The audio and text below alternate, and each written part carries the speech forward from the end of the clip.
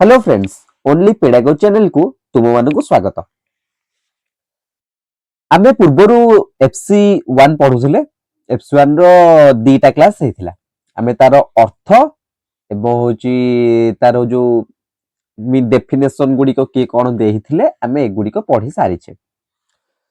आज आमे शिक्षार संकीर्ण और व्यापक अर्थ पढिबा। मान तार नैरो थिंकिंग ता कोन और ब्रॉडर थिंकिंग ता कोन शिक्षार। आमे ए जिंस ऊपर आज फोकस करिबा। एटा होची आज हमरो क्लास हो। तो आज क्लास टी आरंभ करबा पूर्वरु जदि को मानकर किछि चैप्टर ऊपर डाउट अछि तो निश्चित भाव में कमेंट बॉक्स रे पचारियो। तो आज क्लास टी होची आरंभ करबा पूर्वरु तुम कहिछि आमे परवर्ती क्लास गुडी करे हमर ए चैप्टर सरला परे आमे कोन करबा ना यार शॉर्ट क्वेश्चंस करबा। मैं जो एमसीक्यू गुडी को पूरा चैप्टर रे एमसीक्यू कोन कोन अछि पूरा पॉसिबल एमसीक्यू हमें करबा जो गुडी को माने गोटे चैप्टर मिनिमम 100 टा कोन एमसीक्यू भारियो 100 150 200 एमसीक्यू भारियो 400 500 एमसीक्यू भारियो से गुडी को हमें करबा। ता करबा द्वारा कहबो ना हमर गोटे फंडामेंटली गोटे हमर माने से चैप्टर क्लियर हे जिवो जहा द्वारा एग्जाम रे जो क्वेश्चन गुडी का आसीबो एमसीक्यू गुडी को से गुडी को जेमते हम द्वारा मिस होबो। हमें आ ऊपर फोकस करबा। द्वितीय आ गोटे कथा होची कोन ना आ गोटे कथा होची हमर एनुअल एग्जाम आसीबो डेली रो एनुअल एग्जाम जो अछि एनुअल एग्जाम रे ए क्वेश्चंस गुडी को बहुत पड़े से लॉन्ग क्वेश्चन हो शॉर्ट क्वेश्चन हो। आमे लॉन्ग क्वेश्चन गुडी को केमिति ना ट्रिक हिसाब रे मन रखिबा। प्रति चैप्टर वाइज लॉन्ग क्वेश्चन गुडी को ट्रिक हिसाब रे मन रखिबा। माने कोमति छोट माने छोट ट्रिक टेमति मन रखिबा जहा द्वारा तार 10 टी 12 टी पॉइंट दुई धाडी रे हे जाउथो। ए भली आमे मन रखिबा। ए भली मन रखिबा द्वारा करबो ना एग्जाम रे जेतोले लिखिबा तार पटे कर 10 टी पॉइंट दिस तो 10 टी जाक पॉइंट जेमति हमर पूरा फुल माने पड़ी जो माने पड़ले पॉइंट विषय रे हमें एलाबोरेट आराम से कर देई पारिबा। एटा होची हमर एम। तो प्रथम हम चैप्टर सारिबा पड़िबो। चैप्टर सारला पर तो सब करबा ना चैप्टर न सारी जदि ना हमें एमसीक्यू डिस्कशन कर देबा किबा होची एकना तार क्वेश्चन आंसर डिस्कशन कर देबा ताहले सेटा भूल हो। तो प्रथम चैप्टर रो अंडरस्टैंडिंग आसीबा दरकार। चैप्टर रो अंडरस्टैंडिंग आसी गला परे एगुडी को तमे जदि न करिवो भी ताहले भी लिखि दे परिबो लिखि परिबो जे चैप्टर रो अंडरस्टैंडिंग थी। तो प्रथम आज हम आरंभ करिया शिक्षार संकीर्ण और व्यापक अर्थ।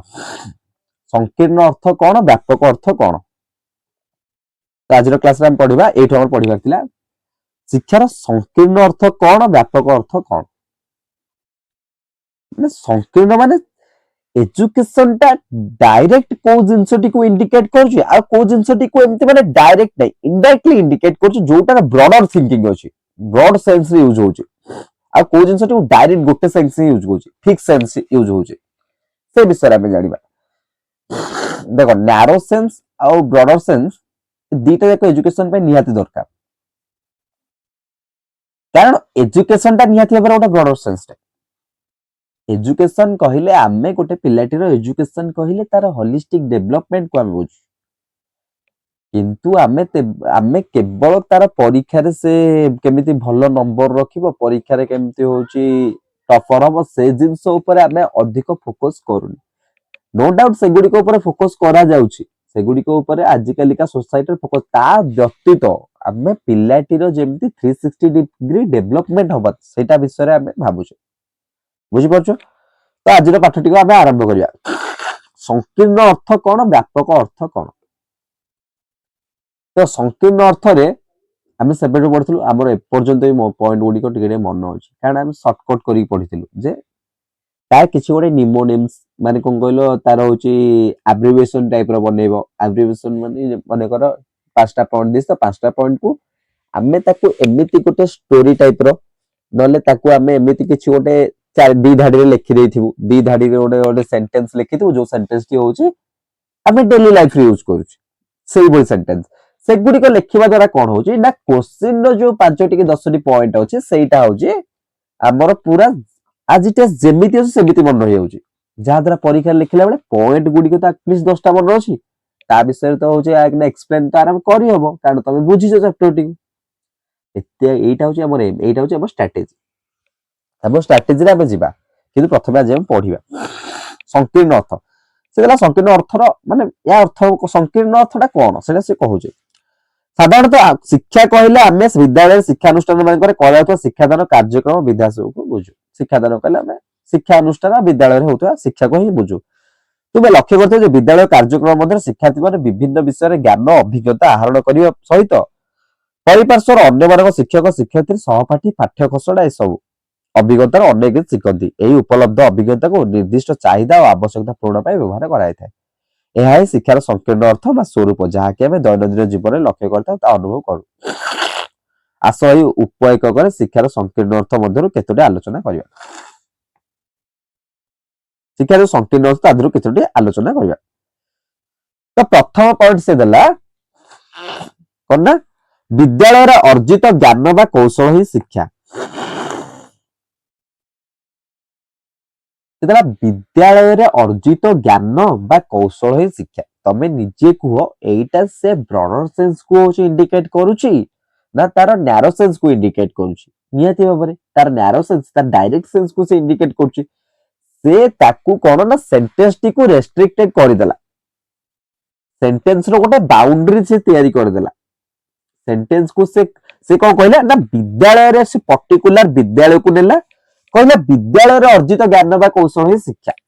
ନିହାତି ଭାବରେ ନ୍ୟାରୋ ସେନ୍ସରେ ଏଇଟା ଯାଉଛି। ସେ କହିଲା ଶିକ୍ଷାର୍ଥୀଟିଏ ବିଦ୍ୟାଳୟକୁ ଯାଇ ନିର୍ଦ୍ଦିଷ୍ଟ ପାଠ୍ୟକ୍ରମ ଅନୁସରଣ ସମାପନ କରିବା ପରେ ପରୀକ୍ଷା ଦେଇ ପାସ୍ କରେ ଏବଂ ପରେ ସେ ଯେତେବେଳେ ସମାଜରେ ଅବତୀର୍ଣ୍ଣ ହୁଏ ସେତେବେଳେ ବସ୍ତୁତଃ ତା ପାଠରେ ଡୋରି ବନ୍ଧା ହୁଏ। ଡୋରି ବନ୍ଧା ହବ କାରଣ ପାଠ୍ୟ ଖସଡ଼ା ବିଦ୍ୟାଳୟକୁ ଗଲା, ବିଦ୍ୟାଳୟରେ ଯାହା ଶିଖିଲା ସେ ଆସିକି ପରବର୍ତ୍ତୀ ସମୟରେ ଦେଖିଲେ ତାକୁ ସେଇ ଜିନିଷଟି ଯାଇକିନା ଯେତେବେଳେ ଆପ୍ଲାଏ କରିବାକୁ କୁହାଯିବ ସମାଜରେ, ତାହେଲେ ତା ରେଷ୍ଟ୍ରିକ୍ଟେଡ ହେଇକି ରହିଯିବ। ବୁଝିପାରୁଛ କଥା, ବୁଝ ଆଗକୁ ବୁଝିପାରିବ ଭଲସେ। ସାଧାରଣ ଲୋକେ ବିଦ୍ୟାଳୟରେ ଲବ୍ଧ ପୁସ୍ତକଗତ ଶିକ୍ଷାକୁ ପ୍ରକୃତ ଶିକ୍ଷା ବୋଲି କହିଥାନ୍ତି। ନର୍ମାଲ ସାଧାରଣ ଲୋକ ଯାହାକୁ ବି ତମେ ପଚାରିବ, ମାନେ ଆଗରୁ ଏମିତି ହଉଥିଲା, ଏବେ ମଧ୍ୟ ତାଙ୍କ ମାଇଣ୍ଡ ସେଟ୍ ଚେଞ୍ଜ ହେଲାଣି। ଆଗରୁ ଯୋଉ ହଉଥିଲା ସେ କଣ ନା, ବିଦ୍ୟାଳୟର ଅର୍ଜିତ ଯୋଉ ପୁସ୍ତକଗତ ଜ୍ଞାନ, ପୁସ୍ତକରେ ଯାହା ଲେଖା ଅଛି ସେଇଟାକୁ ହିଁ ନର୍ମାଲ ଭାବରେ ଶିକ୍ଷା କୁହାଯାଉଥିଲା।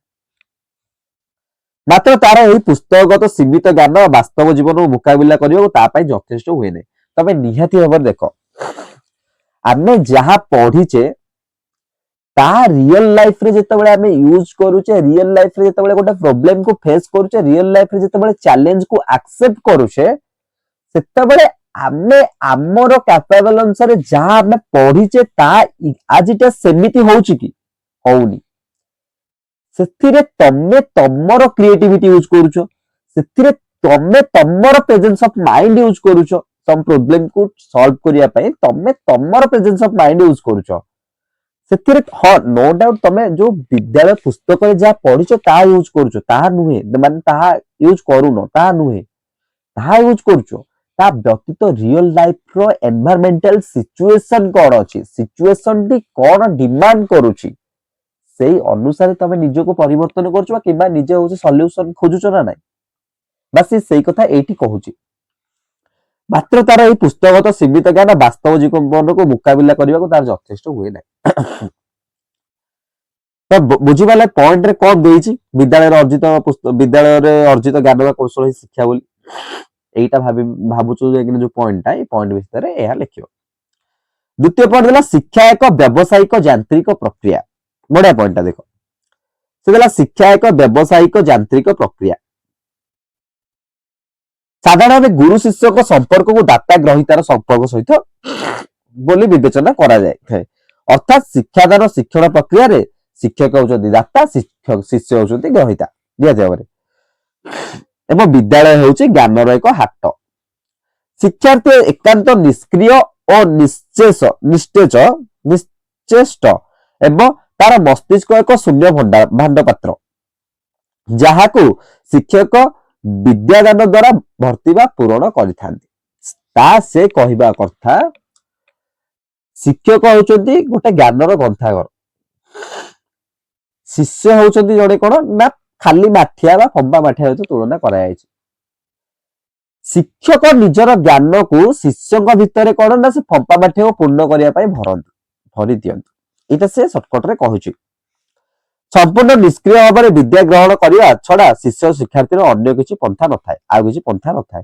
ତେଣୁ ଶିକ୍ଷା ଏକ ବ୍ୟବସାୟିକ ପ୍ରକ୍ରିୟା ଭାବେ ବିବେଚିତ ହୋଇଥାଏ। ଏହି ଅର୍ଥରେ ଶିକ୍ଷା ଏକ ଉଦ୍ଦେଶ୍ୟହୀନ ପ୍ରୟାସ।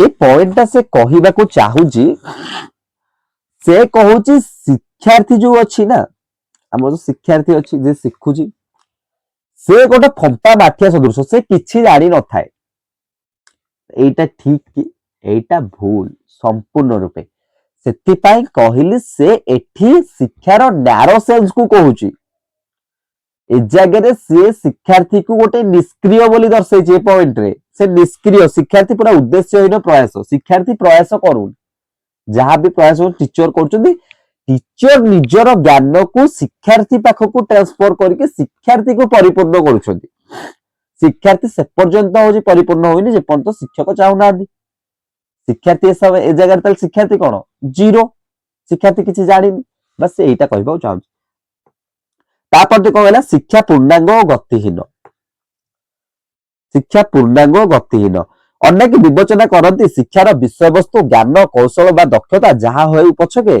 शिक्षा सर्वदा पूर्णांग समस्त भावती अतएव अपरिवर्तनीय और गतिहीन तेणु यह कौन ना परिवर्तन करहबनी कि गतिहीन गति भी करें शिक्षक एकमात्र कम हूँ पूर्णांग विद्या को शिक्षार्थी को हस्तांतर करवा कौन कहूली शिक्षक गोटे कम ट्रांसफर करवा से विद्याटी को से विद्या बा ज्ञान में कौन परिवर्तन नूतनता आनिबा कि ज्ञान को कौन नुआ रूपरेख देवा शिक्षक व शिक्षार्थी कहारी पक्षे संभव नुहे कि वांछनीय नुहे से एठी कहला ये जो विद्याटी को चेंजेस करबा या भितर यार को गोटे नुआ रूप देबा माने नुआ गोटे चेहरा देबा एटा होची पॉसिबल नुहे ना शिक्षक पाखरे पॉसिबल ना शिक्षार्थी पाखरे पॉसिबल से एटा कहूची नैरो सेंस रे एही प्रकार धारणा शिक्षार्थीर शिक्षार संकीर्ण अर्थ को सूचित करे समस्त भीतर जो यही प्रकार धारणा अच्छे एटा शिक्षार संकीर्ण अर्थ को सूचित कर शिक्षार्थीर बौद्धिक विकास ही शिक्षा अनेक धारणा जे शिक्षार्थीर बौद्धिक विकास ही शिक्षा सतरे एटा नहीं जहाँ गोटे मस्तिष्क प्रकृत से मन कर जो कथा गोटे कहले प्रथम से भावती तार कॉग्निटिव डेवलपमेंट होइछ ना नहीं एटा समस्त भावती शिक्षार्थी मन रखी पारनी तार कॉग्निटिव डेवलपमेंट होइछ ना नहीं शिक्षार्थी पढ़ी पारनी तार कॉग्निटिव डेवलपमेंट होइछ ना नहीं सब हूँ कॉग्निटिव डेवलपमेंट ऊपर बेसी नहीं जाती फोकस कर दियंती शिक्षार्थी बौद्धिक विकास ही शिक्षा एरा अनेक माने कौन कहले धारणा शिक्षार्थी बौद्धिक विकास ही शिक्षा से विचार में प्राप्त वयस्क मान अप्राप्त वयस्क मान बौद्धिक प्रभाव प्रक्रिया देखो एठी से प्रकृत में सबू जगह देखो गोटे कॉमन जिनस से कंपेयर करिछि टीचर और स्टूडेंट से कहिछि ए जगह रे जे गोटे प्राप्त वयस्क जो टीचर जने निहाती ऊपर प्राप्त वयस्क स्टूडेंट कोठू टीचर जो जोड़े प्राप्त वयस्क तांकर कोन मस्तिष्कर कॉग्निटिव डेवलपमेंट बेसी होई थाए तापरे कोन से माने बेसी विद्या जानि थांती किंतु स्टूडेंट कोन स्टूडेंट होची कोन ना तांको तुलना स्टूडेंट होची कि ना तार कॉग्निटिव डेवलपमेंट हेई न थाए तो से ज्ञान गुडी को से जारी न थाए एटा नैरो सेंस भाबे एटा लोक माने भी बहुत लोक थिंकिंग तांको थिंकिंग ता एटा एही धारणा शिक्षार्थीर व्यक्तित्वर सर्वांगीण विकास परिवेश शिक्षा केवल गोटे दिग बा विकास साधन तार व्यक्तित्वर जो विकास हवा कथा जो तार होलिस्टिक डेवलपमेंट भी हवा कथा एगुडी को ए जगह रे माइंड रखुनी ए जगह रे गोटे फोकस करूची केवल एजुकेशन केवल गोटे दिग रो विकास साधन बौद्धिक विकास साधन करबा होची दरकार ए जगह रे से कहला शिक्षार्थीर निजस्व आग्रह आवेग सामर्थ्य आदि दिग ऊपर कोनोसी गुरुत्व दिया जाय न थाए तमे ताहले गोटे जिंस खाली बुझी बुझी आलता नैरो सेंस कोन आ ब्रॉडर सेंस कोन आपण पढिबा जोटा एटा भीतर खाली कंपेयरटा बुझी बुझी आलता एग्जाम रे पॉइंट लिखि दो आराम से ताको डिस्क्राइब कर दे पारिबो एटा होची गोटे very very very very important question बहुत थर पडुची पढिबो मध्य शिक्षार्थीर निजस्व आग्रह आवेग सामर्थ्य आदि अबौद्धिक दिग ऊपर कोनोसी गुरुत्व दिया जाय न थाए सुतरा ए प्रकार धारणा शिक्षार संकीर्ण अर्थ को सूचित करे तापर शिक्षार लक्ष्य सीमाबद्ध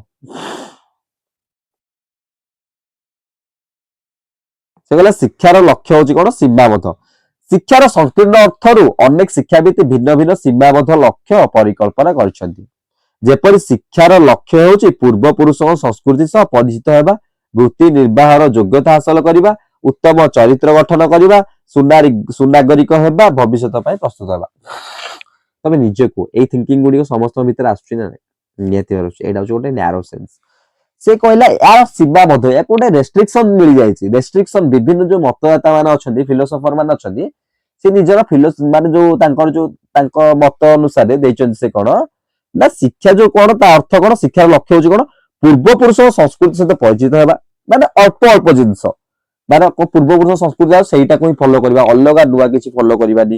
ବୃତ୍ତି ନିର୍ବାହର ଯୋଗ୍ୟତା ହାସଲ କରିବା, ଯେମିତି ଗୋଟେ କାର୍ଯ୍ୟ କାମ କରିପାରୁଥିବା ଦରକାର। ଉତ୍ତମ ଚରିତ୍ର ଗଠନ କରିବା ନିହାତି ଭାବରେ। ସୁନାଗରିକ ହେବା, ଭବିଷ୍ୟତ ପାଇଁ ପ୍ରସ୍ତୁତ ହେବା, ଏତିକି ତାଙ୍କର ସେନ୍ସ ଥିଲା। ଏହି ପ୍ରତ୍ୟେକ ଲକ୍ଷ୍ୟ ଏକାନ୍ତ ସୀମାବଦ୍ଧ ଶିକ୍ଷାର ବ୍ୟାପକତାକୁ ସୂଚାଉ ନାହିଁ ଏଗୁଡିକ। ଶିକ୍ଷା ଅର୍ଥ ସିଦ୍ଧାନ୍ତ ବୋଧନ, ଏଇଟା ବୁଝ, ଏଇଟା ହଉଛି ଭଲ ପଏଣ୍ଟଟା। ଏଇ ପଏଣ୍ଟଟା ହଉଛି ବୁଝିଥାଅ ତ ଲେଖିପାରିବ। ଶିକ୍ଷାର ଅର୍ଥ ହଉଛି ସିଦ୍ଧାନ୍ତ ବୋଧନ। ଏକଛତ୍ରବାଦରେ ବିଶ୍ୱାସ ରଖୁଥିବା ଦାର୍ଶନିକ ବା ଶିକ୍ଷାବିତ ମାନେ ବ୍ୟକ୍ତିର ସ୍ୱାଧୀନ ମତ ପ୍ରକାଶ କରିବା ଦିଗକୁ ସ୍ୱୀକାର କରନ୍ତି ନାହିଁ। ନିହାତି ଭାବରେ ହିଟଲର ଥିଲେ, ବେନିଟୋ ମୁସୋଲିନ ଥିଲେ, ଏମାନେ କଣ କରନ୍ତି, ଏମାନେ କେବେ ଲୋକମାନଙ୍କର ଫେଭରରେ ଯୋଉଟା ଯିବ, ଲୋକମାନଙ୍କର ସ୍ୱାର୍ଥ କେବେ ସେ ଚେଷ୍ଟା କରନ୍ତି ନାହିଁ। ଲୋକମାନଙ୍କ ସ୍ୱାର୍ଥ ହାସଲ, ଲୋକମାନେ କେମିତି ଭଲ ରହିବେ ସେଇଟା ସେ ଧ୍ୟାନ ଦିଅନ୍ତିନି। ସେ କେବଳ ନିଜର ସ୍ୱାର୍ଥକୁ ଧ୍ୟାନ ଦିଅନ୍ତି। ଏଇଟା ହଉଛି ଏକଛତ୍ରବାଦ, ବୁଝିଗଲ। ସେ ଗୋଟେ କଣ ନା ମୋନୋପୋଲି କ୍ରିଏଟ କରନ୍ତି, ଯେମିତି ଇକୋନୋମିକରେ ପଢିଥିବା ମାର୍କେଟ ମୋନୋପୋଲି, ବହୁତ ସାରା ଟର୍ମ ଅଛି। ସେ ଗୋଟେ ମୋନୋପୋଲି ମାନେ ନିଜ ଏକଚାଟିଆ ଜିନିଷ ସେ କରନ୍ତି। ତାପରେ କଣ, ସେମାନେ ମତ ଦିଅନ୍ତି ରାଷ୍ଟ୍ର ଅନୁମତି, ସେମାନେ ବେଶୀ ରାଷ୍ଟ୍ରକୁ ଫୋକସ କରନ୍ତି, ରାଷ୍ଟ୍ର। ସେଥିପାଇଁ ଦେଖ ତା କଣ କହିଛି, ସେମାନେ ମତ ଦିଅନ୍ତି ରାଷ୍ଟ୍ର ଅନୁମୋଦିତ ସିଦ୍ଧାନ୍ତ ପ୍ରତ୍ୟେକ ନାଗରିକ ବିନା ଯୁକ୍ତିରେ ଓ ବିନା ଦ୍ୱିଧାରେ ଗ୍ରହଣ କରିବ। ରାଷ୍ଟ୍ର ଯୋଉଟା ଭଲ, ରାଷ୍ଟ୍ର ଯୋଉଟା ଚାହୁଁଛି, ପ୍ରକୃତରେ ରାଷ୍ଟ୍ରର ହିତ ଜନସାଧାରଣଙ୍କ ହିତ ସହିତ ଯୋଡି ହେଇକି ଥାଏ, ସେ ସେଇଟା ଚାହାନ୍ତିନି। ସେ କହୁଛି ରାଷ୍ଟ୍ର ଯୋଉଟା ନିଡ, ରାଷ୍ଟ୍ର ଯୋଉ ଜିନିଷଟା ରାଷ୍ଟ୍ର ପାଇଁ ଦରକାର, ସେଇଟା ସମସ୍ତେ ଆଖି ବନ୍ଦ କରି ମାନିବାକୁ ବାଧ୍ୟ। ତେଣୁ ସେମାନେ ଶିକ୍ଷାକୁ ସିଦ୍ଧାନ୍ତ ବୋଧନ ବୋଲି ମନେ କରନ୍ତି। ସେଥିପାଇଁ ସେମାନେ ଶିକ୍ଷାକୁ କଣ କହନ୍ତି, ସିଦ୍ଧାନ୍ତ ବୋଧନ, ମାନେ ପର୍ଟିକୁଲାର ଗୋଟେ କନସେପ୍ଟକୁ ହିଁ କେବଳ ବୁଝିବା, ପର୍ଟିକୁଲାର ଗୋଟେ ଜିନିଷ କନସେପ୍ଟକୁ। ସେମାନଙ୍କ ବିଚାରରେ କେତେକ ନୀତି ଆଦର୍ଶ ବା ସିଦ୍ଧାନ୍ତକୁ ସମସ୍ତେ ଶିକ୍ଷା କରିବା ଆବଶ୍ୟକ। ନୀତି ଆଦର୍ଶ ରୁଲ୍ସ ଗୁଡିକ ମାନେ ଆଧୁନିକ ସାମ୍ୟବାଦ, ଫାସିଷ୍ଟବାଦ, ଏକଛତ୍ରବାଦ ଆଦର୍ଶରେ ବିଶ୍ୱାସ କରୁଥିବା, ସେଥିରେ ଶିକ୍ଷାର ସଂକୀର୍ଣ୍ଣତା ସିଦ୍ଧାନ୍ତ ବୋଧନ ପ୍ରତିବିମ୍ବିତ ହୁଏ। ଏକଛତ୍ରବାଦୀ ମାନେ ଏହି ସିଦ୍ଧାନ୍ତ ବୋଧନକୁ ଯେତେବେଳେ ଏକ ଅସ୍ତ୍ର ଭାବେ ପ୍ରୟୋଗ କରନ୍ତି, ସେତେବେଳେ ଶିକ୍ଷାର୍ଥୀର ଅନୁସନ୍ଧିତ୍ସା, ଆଗ୍ରହ, ବିବେକ, ସ୍ୱାଧୀନତା ବା ସ୍ୱାଧୀନ ଚିନ୍ତା ଓ ଯୌକ୍ତିକ ବିଚାର ପ୍ରବୃତ୍ତିର ସଂହାର ହୋଇଥାଏ। ଏ ସମୟରେ ବ୍ୟକ୍ତିର କୌଣସି ପ୍ରକାର ଏଠାରେ ଇନଭଲଭମେଣ୍ଟ ରହିବ ନାହିଁ। ବ୍ୟକ୍ତି କାହା ଅଣ୍ଡରରେ ରହିବ, ରାଷ୍ଟ୍ରର ଅଣ୍ଡରରେ ରହିବ।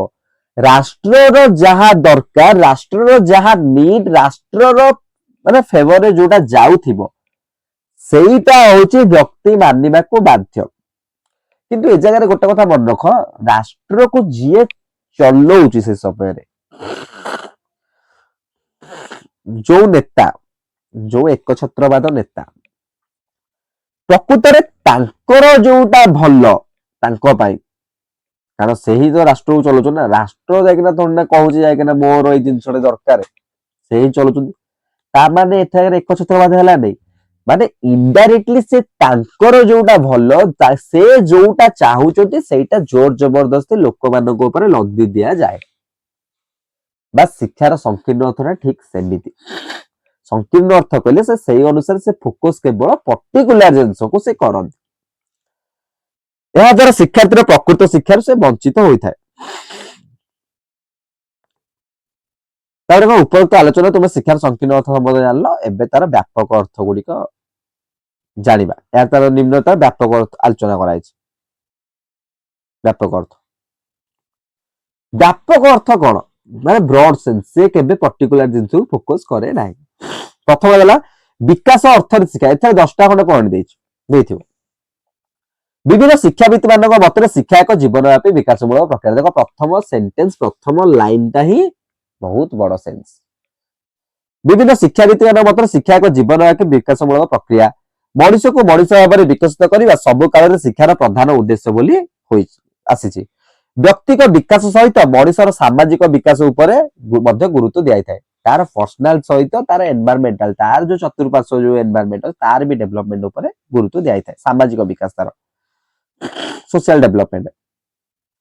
କାରଣ ବ୍ୟକ୍ତିକ ଓ ସାମାଜିକ ବିକାଶ ପରସ୍ପର ପରିପୂରକ। ସେ କହିଲେ ବ୍ୟକ୍ତିକ ଓ ସାମାଜିକ ଦିଟାକ ପରସ୍ପର ପରିପୂରକ। ମଣିଷ ଏକ ସାମାଜିକ ପ୍ରାଣୀ, ତାହାର ବ୍ୟକ୍ତିକ ବିକାଶ ସାମାଜିକ ବିକାଶ ଉପରେ ଅନେକାଂଶରେ ନିର୍ଭରଶୀଳ। ନିହାତି ଭାବରେ ନିଜର ଯେତେବେଳେ ପ୍ରଫେସନାଲ ଡେଭଲପମେଣ୍ଟ କରିବ, ନିଜର ଯେତେବେଳେ ହଉଛି ପର୍ସନାଲ ଡେଭଲପମେଣ୍ଟ କରିବ, ତମେ କାହା ଉପରେ ଯାହାହେଲେ ବି ତମର ଲିଙ୍କ ରହୁଛି ନା ନାହିଁ ସୋସାଇଟି ଉପରେ। ସୋସାଇଟିର କିଛି ଗୋଟେ ନିଡ୍ ରହୁଛି ନା ନାହିଁ, ସୋସାଇଟିର ଆକର୍ଡିଂ सोसाइटी हिसाब रे व्यक्ति निजर पर्सनल डेवलपमेंट करूछे नै, तो सोसाइटी एट रोल रहउछ ना नै, निहाती भाबे सेतिमे सोशल डेवलपमेंट मध्ये निहाती भाबे दरकार। सोशल डेवलपमेंट को छाडी तमे तमर पर्सनल डेवलपमेंट करियो केमिति? पर्सनल डेवलपमेंट करिवा एते सहज नुहे। शिक्षा मनुष्य शारीरिक और मानसिक तथा मानविक मूल्यबोधर विकास करने संगे संगे ताको जीवन परिपूर्णता उपलब्ध कराइबार सहायक होता है। सुतरा उभय व्यक्ति को सामाजिक विकास साधन शिक्षार लक्ष्य होइथिबारु विकास ही शिक्षा बोली कुहा जाय। ए वार्डटा मन रख, ए तीन सेंटेंस विकास ही शिक्षा, डेवलपमेंट इज एजुकेशन। व्यवहार परिवर्तन शिक्षा, व्यवहार परिवर्तन अर्थ रे शिक्षा।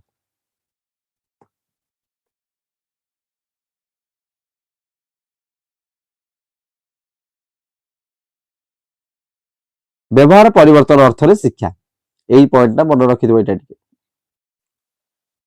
व्यवहार परिवर्तन अर्थ रे शिक्षा माने निज व्यवहार देखो भितर कौन कौन देइछि, आमे एमते गोटी गोटी लाइन बाय पढिबा माने बहुत बहुत बहुत समय लागो। भितर कौन कौन देइछि म कहि दउछु, पढिबा नो डाउट टिके पढिबा कहि दउछु।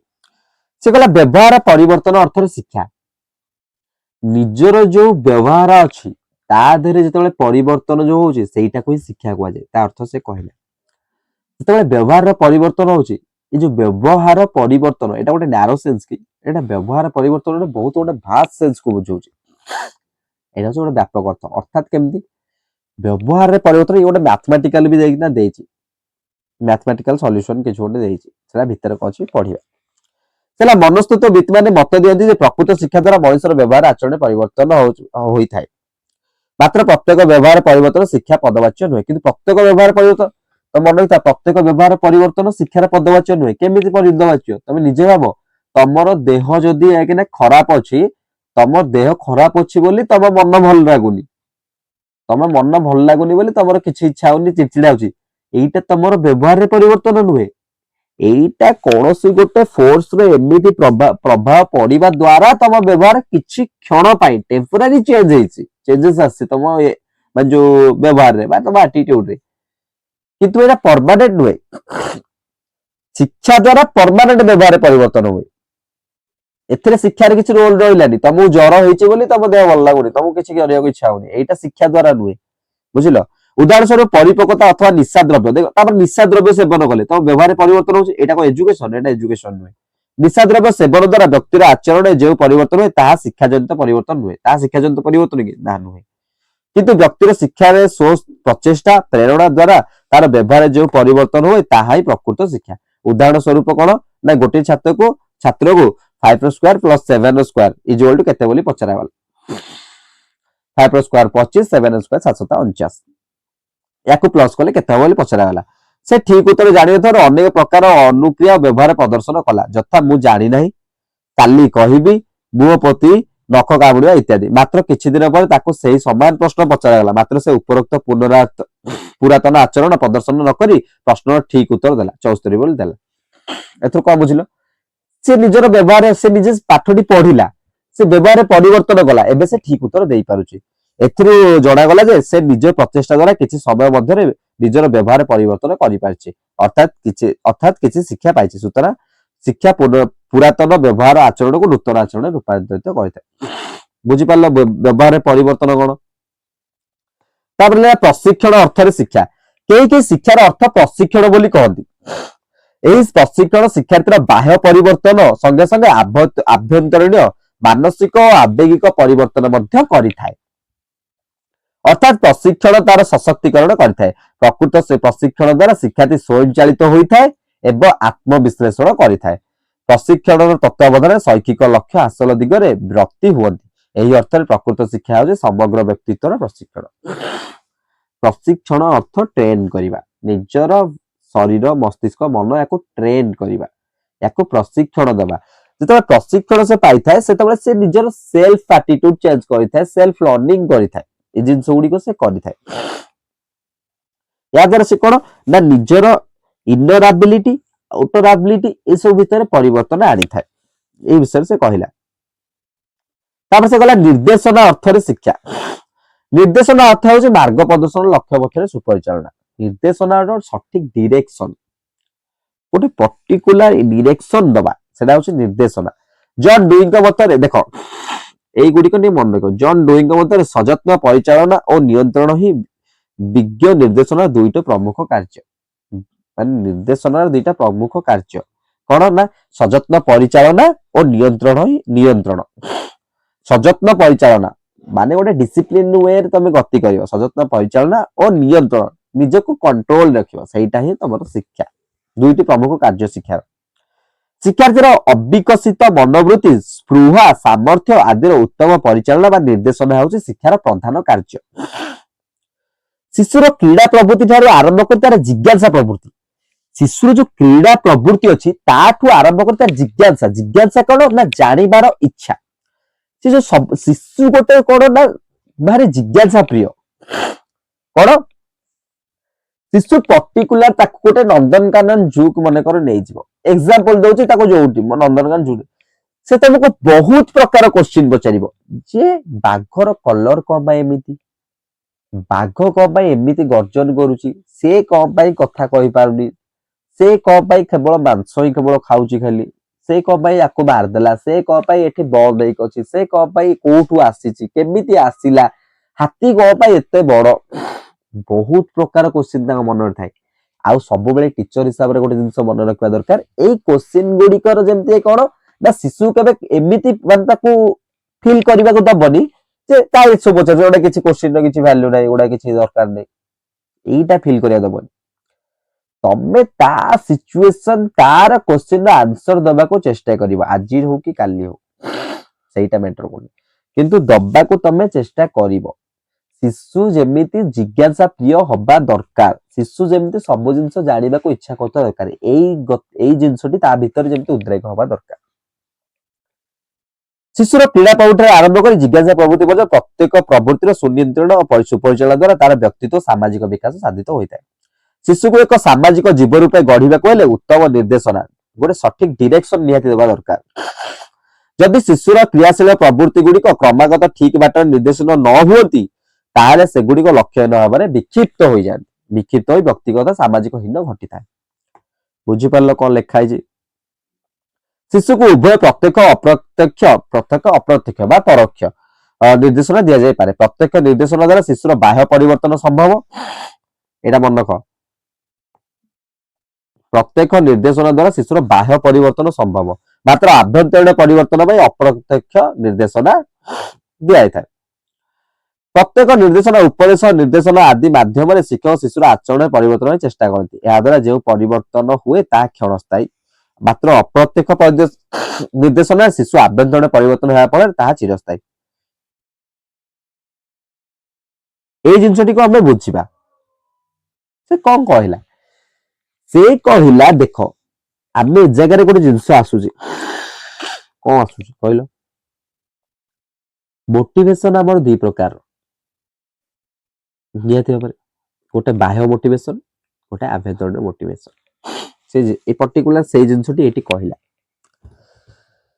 बाह्य मोटिवेशन कौन जोटा तमे मोटिवेशनल स्पीकर गोटो शुणुच टीचर गोटो शुणुच तम सांग गोटो शुणुच तमे गुरुजन मान गोटो शुणुच किबा रास्ता रे कोडी शुणिल किबा के गोटे स्पीकर कहउछंती के गोटे फिलोसोफर कहउछंती किबा के गोटे वयोज्येष्ठ व्यक्ति जनक तुमको कहिले गोटे जिंस ऊपर तुमको मोटिवेट कले सेटा बाह्य मोटिवेशन आ मने रखि थाओ सेटा टेम्पररी चिरस्थायी नुहे काहे कि नुहे मते आज जड़े कहला मन कर जे बेसी सुगार को तमे जदि खाइब बेसी मिठा खाइब भल नुहे या द्वारा या इफेक्ट पड़िबो से मते कहला मु ता कथा मानली हां एटा भल कथा कहला मु आज छाड़देली काल छाड़देली तळे पहर दिन देखला से रसगोल्ला थुआइतला कोन थुआला मिठा पूरा नादी खाइदेली जा हला देह खराब हला जा हला देह खराब है देख से जो मते मोटिवेट करथिला ताकू मु चिरस्थायी करी रखी पारलिनी सब बेଳ ପାଇଁ फॉलो करि पारलिनी सेटा तापर जो देह खराब होला निज भितर मते मोटिवेट हेली तो सेल्फ मोटिवेट मु हेली नाइ यार खाइला दूर खराब होला मु जम्मा खाइबिनी निजे निजको सेति पई कहते निजे निजको चेंज करियो चेष्टा करो यदि तबे समय निजको परिवर्तन करियो चेष्टा करियो तुमको से सबरे तबे निजे कष्ट पाइबो सेति पई कोन ना जेते होचे निजे मु चेष्टा कली नाइ ए जिंसटी भलो नु याको जे बेसी खाइबा कथा नै ए जिंसटी लिमिट रखिबा दरकार निज भितरे मोर गोटा होचे कि ना कोन मोटिवेशन आसिला सेटा होची चिरस्थायी सेई जिंसटी मु मने रखिबी नले टेम्पररी बाह्य मोटिवेशन ना टेम्पररी एटा मन रखला हला बस एई कथा एटी कहला